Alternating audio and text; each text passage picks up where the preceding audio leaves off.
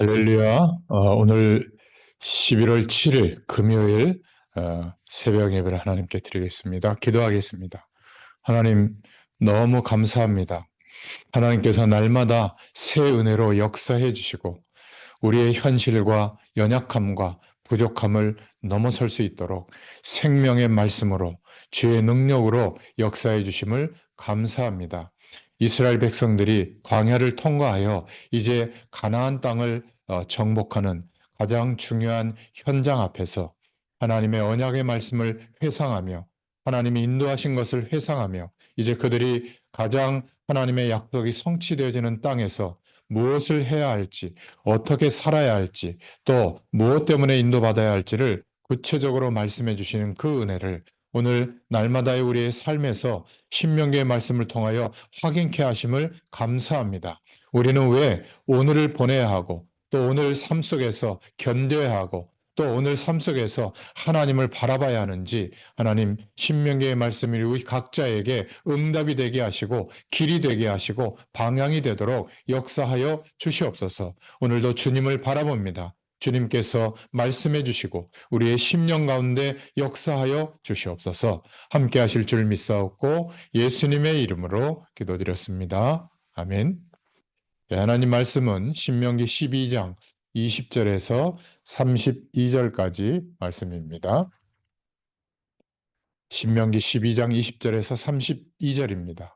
내 하나님 여호와께서 내게 허락하신 대로 내 지경을 넓히신 후에 내 마음에 고기를 먹고자 하여 이르기를 내가 고기를 먹으리라 하면 내가 언제나 마음에 원하는 만큼 고기를 먹을 수 있으리니 만일 내 하나님 여호와께서 자기 이름을 두시려고 택하신 곳에서 내게서 멀거든 내가 내게 명령하는 대로 너는 여호와께서 주신 소와 양을 잡아 내 각 성에서 내가 마음에 원하는 모든 것을 먹되 정한 자나 부정한 자를 막론하고 노루나 사슴을 먹는 것 같이 먹을 수 있거니와 다만 크게 삼가서 그 피는 먹지 말라. 피는 그 생명인즉 내가 그 생명을 고기와 함께 먹지 못하리니 너는 그것을 먹지 말고 물같이 땅에 쏟으라. 너는 피를 먹지 말라. 내가 이같이 여호와께서 의롭게 여기시는 일을 행하면 너와 내 후손이 복을 누리리라. 오직 내 성물과 서원물을 여호와께서 택하신 곳으로 가지고 가라. 내가 번제를 드릴 때에는 그 고기와 피를 내 하나님 여호와의 제단에 드릴 것이요 내 제물의 피는 내 하나님 여호와의 제단 위에 붓고 그 고기는 먹을지니라. 내가 내게 명령하는 이 모든 말을 너는 듣고 지키라. 내 하나님 여호와의 목전에 선과 의를 행하면 너와 내 후손에게 영구히 복이 있으리라. 내 하나님 여호와께서 내가 들어가서 쫓아낼 그 민족들을 내 앞에서 멸절하시고 내가 그 땅을 차지하여 거기에 거주하게 하실 때에 너는 스스로 삼가 내 앞에서 멸망한 그들의 자취를 밟아 올무에 걸리지 말라. 또 그들의 신을 탐구하여 이르기를 이 민족들은 그 신들을 어떻게 섬겼는고 나도 그와 같이 하겠다 하지 말라. 내 하나님 여호와께서는 내가 그와 같이 행하지 못할 것이라. 그들은 여호와께서 꺼리시며 가증히 여기시는 일을 그들의 신들에게 행하여 심지어 자기들의 자녀를 불살라 그들의 신들에게 드렸느니라. 내가 너희에게 명령하는 이 모든 이 말을 너희는 지켜 행하고 그것에 가감하지 말지니라. 아멘. 오늘 신명기 12장 20절에서 32절 말씀을 봉독했습니다. 오늘 제목은 성경적으로 예배하라라는 제목이에요. 이스라엘 백성들은 그들이 말씀을 기억하여 지켜야 할 때와 지킬 때와 또 잊어버리고 지키지 않을 때의 차이점을 분명히 알아야 했습니다. 그들 앞에는 내가 오늘 복과 저주를 너희 앞에 두나니 신명기 11장 26절의 말씀처럼 항상 복과 저주의 길이 동시에 놓여 있었습니다. 이 12장 말씀은 우리 앞에 놓인 복에 대한 이야기의 시작이죠. 바로 전반부에서는 복의 시작이요. 가장 중요한 것으로서 예배에 대해서 말씀하고 있습니다. 오늘 본문은 그래서 예배의 방법을 말하고 있죠. 예배의 방법을 어떻게 얘기하고 있냐면, 첫째로 우리가 예배하는 것은 가장 매우 중요하다. 가장 하나님의 복을 누리는 시발점이 된다. 이것을 말하고 있습니다. 신명기 12장 21절에 중요한 예배도 예배하는 것 자체만으로 중요한 게 아니라 예배의 방법도 중요하다. 여기에서는 12장 21절에 짐승을 잡을 때의 방법에 대한 말씀을 예로 말씀하고 있죠. 짐승을 예루살렘이 아닌 다른 곳에서 잡을 수 있습니다. 그러나 피를 먹지 않도록 조심하도록 했습니다. 그것은 생명을 창조하신 하나님의 창조를 경외하는 마음의 표현이기도 하고 오실 메시아의 약속을 중요하게 생각하는, 그래서 번제를 드리게 했잖아요. 피를 경홀히 여기지 않도록 오실 메시아 예수님이 죽으시고 부활하시는 그 약속을 기억하도록 우리의 죽음에 대한 죄에 대한 문제와 죽어서 끝나야 되는 그 문제를 해결하시는 메시아 언약의 중요성을 기억하도록 하시는 하나님의 뜻이 있었던 겁니다. 그래서 그들은 제사를 드릴 때는 신명기 12장 26절에 오직 중앙 성소에서 언약궤가 있는 곳에서 드려야 됐습니다. 오직 내 성물과 서원물을 여호와께서 택하신 곳으로 가지고 가라. 그런데 가나안 땅의 이방 종교인들은 이곳저곳에 제사 드릴 산들이 많았죠. 그런 하나님을 예배하는 하나님의 백성들은 이방인들과 달리 하나님을 예배하는 방법이 달랐습니다. 사람들은 오늘날에 보면 예배를 너무 모르는 것 같아요. 예배는 자신을 드러내는 것이 아닙니다. 자신이 중심이 되는 것이 아니죠.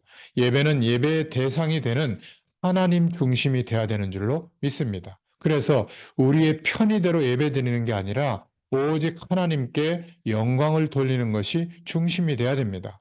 가깝다고, 산의 경치가 좋다고, 환경이 수려하다고, 마을 가까이에서 우리의 삶의 가까이에서만 할 수 있는 게 아니었습니다.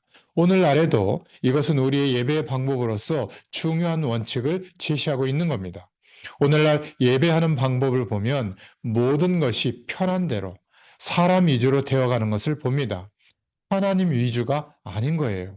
예배가 심각하게 세속화된 것을 많이 봅니다. 아니, 어떻게 막 음식을 먹으면서 커피를 마시면서 예배할 수 있단 말입니까? 중요한 모임에 가서도 그렇지 않잖아요. 사람들이 감동되도록 많은 거를 투자하는데 예배의 방법은 성경에 나와 있는 대로 그 원리와 의미를 꼭 지키는 것이 필요합니다. 그 방법이 결국 내용에 큰 영향을 미치기 때문에 그런 것이죠. 물론 편안하고 자연스럽게 하나님을 찾는 것도 필요합니다. 그러나 공예배만큼은 우리가 방법도 중요합니다. 그래서 예배는 말씀으로 듣는, 전하고 듣는 예배도 있고요. 또 예배 의식으로 하나님을 찬양하고 또 하나님께 경배하는 것도 있습니다. 그거를 성례전적인 예배라고 하거든요. 물론 구약에는 다 의식으로 예배를 드렸습니다. 오늘날에는 하나님께서 그리스도로 말미암아 완성해 주셨기 때문에 꼭 의식에 사로잡힐 필요는 없지만 그 의미와 뜻은 우리가 방법은 존중하고 인도받아야 되는 겁니다. 자, 그래서 방법은 결국 내용에 큰 영향을 미치기 때문에 우리는 그 의미를 생각해 봐야 됩니다. 예배의 중심은 오직 하나님이어야 하죠. 그래서 예배의 방법을 너무 사람 중심으로 편하게 그냥 자유스럽게 하는 거, 그것도 한번 생각해 봐야 됩니다. 그래서 우리가 오후 찬양 예배나 이럴 때는 또 열린 예배로 우리가 하나님께 예배하고 또 그러한 축복을 누릴 수가 있지만 공예배만큼은 우리가 중심을 좀 가져야 될 줄로 믿습니다. 우리의 예배가 우리 중심이 아니라 하나님 중심이어야 하기 때문에 그렇습니다. 하나님이 영광을 받으시고 하나님께서 말씀하시는 것을 이루시는 방법대로 인도받아야 될 줄로 믿습니다. 자, 그런데 이방 종교는 어떻게 예배했냐면 12장 30절에 보니까 너는 스스로 삼가 내 앞에서 멸망한 그들의 자취를 밟아 올무에 걸리지 말라 말씀하고 있죠. 오늘 말씀이 전해진 당시 이방 종교의 예배의 모습을 모사하면서 잘못된 것들을 말하고 있습니다. 오히려 보면 그들의 예배 방식이 더 좋아 보일 수도 있죠. 이스라엘은 하나님이 명령한 대로만 말씀한 대로만 예배를 했거든요. 그래서 이방인들의 예배하는 방법을 보면 좋아 보이고 그것이 올무가 될 수 있다고 말씀하고 있는 겁니다. 자기 자신을 삼갈 줄 알아야 한다. 우리는 우리가 보기에 좋아 보이는 것을 행해도 되는 존재가 아니에요. 좋아 보이는 것이 있으면 그렇게만 해도 되는 것이 아니라 그것을 말씀의 조명 아래 놓고 다시 묵상하고 생각하면서 성령의 인도를 받아야 되는 겁니다. 사람들은 좋아하지만 그것이 진정 말씀에서 하나님이 원하시는 것인지를 살펴봐야 됩니다. 교회에서 예배 중에 이상한 일을 하는 경우도 많아요. 막 쇼를 한다든지, 막 쓰러지는 이상한 영적 현상을 체험하는 기적을 막 한다든지, 또는 아주 멋있는 음악 감상을 예배 시간에도 하고요. 또 멋있는 영화 감상도 하고요. 물론 여러 가지 예배 이후에 프로그램에서 할 수 있지만 예배 중에 사람들이 좋아하니까 그것을 유행처럼 하는 경우도 많아요. 그러나 사람들이 좋아한다고 성경적으로 올바른 것은 아닌 겁니다. 사람들이 좋아하는 것을 쫓아가는 것이 바로 생명 없는 이방 종교의 특징이에요. 바로 사람들을 위한 그러한 예배인 거죠. 생명이 없으니까 자신들이 좋아하는 대로 하는 겁니다. 그러나 창조주를 믿는 기독교는 자기가 좋아하는 대로 예배하는 게 아니라 말씀대로, 진리대로 행하는 거예요. 이방 종교의 모습을 보면 12장 31절부터 32절에 자녀를 불살라서 제물로 드렸다니까요. 얼마나 헌신하는 것처럼 보이겠습니까? 그거는 대단한 헌신이 아니라 어마어마한 죄죠. 거짓 종교는 그렇게 자극적으로 예배 분위기를 만듭니다. 어느새 교회 안에서도 그렇게 사람들의 심령을 자극하는 것으로 사람들의 관심을 과도하게 끌고 그래서 자기 열심으로 과도한 헌신을 유도하는 모습도 있습니다. 그러나 그것은 성경적이지 않아요. 거짓입니다. 그러한 자극적 행동은 하나님을 드러내는 것이 아니라 우리 자신을 드러내도록 하는 그러한 노력들이죠. 우리는 말씀에 가감하지 말아야 될 줄로 믿습니다. 우리가 아무리 좋은 헌신이라고 해도 하나님의 은혜 안에서 말씀의 테두리 안에서 해야 됩니다. 그것을 넘어서서 하는 것은 헌신이 아니라 거짓이에요. 우리를 드러내는 것이죠. 오늘 하나님께서 성경적으로 예배할 수 있는 그러한 말씀을 우리에게 허락해 주십니다. 결론적으로 우리는 오직 하나님의 말씀을 따라 예배하는 축복이 있기를 바랍니다. 내가 드러나고 헌신이 드러나는 그러한 예배가 아니라 오직 하나님만이 드러나는 예배가 되어야 될 줄로 믿습니다. 오늘 말씀에서 성경적으로 예배해야 된다는 것을 철저히 말씀하고 있는 것을 확인했습니다. 하나님의 말씀을 벗어난 것은 인간적으로는 이해가 되고 더 좋아 보일 수는 있어도 그것은 하나님이 원하시는 예배가 아닙니다. 오직 하나님을 중심으로 예배하고 우리의 모든 신앙 행위가 하나님께 영광이 되고 하나님의 영광이 드러나는 그렇게 하나님의 말씀에 순종하는 예배의 중심이 우리가 있어야 될 줄로 믿습니다. 우리가 혼자 현장에서 예배할 때에도 현장 예배도 마찬가지입니다. 성경적으로 예배하는 축복, 이것이 가나안 땅에서 들어가서 반드시 해야 될 하나님의 축복을 누리는 방법이라는 것을 오늘 말씀하고 있습니다. 이 약속을 기억하시고 승리하시기를 축원합니다. 하나님 감사합니다.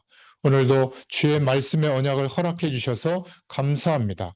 하나님께서 성경적으로 예배할 수 있도록 우리의 마음과 중심을 헤아리게 하시고 또 하나님이 원하시는 예배의 방법으로 하나님께 영광이 되도록 우리의 예배를 축복하시고 역사하여 주시옵소서. 모일 때마다 또 흩어져서 개인이 하나님을 바라볼 때마다 이 은혜가 하나님께서 원하시는 방법대로 예배할 때에 성경적으로 하나님께서 함께 하시는 축복으로 역사해 주실 줄 믿습니다. 오늘도 그 은혜가 하루 종일 임하는 축복의 날이 되게 하여 주옵소서. 예수님의 이름으로 감사하며 기도드렸습니다. 아멘. 계속 기도합니다.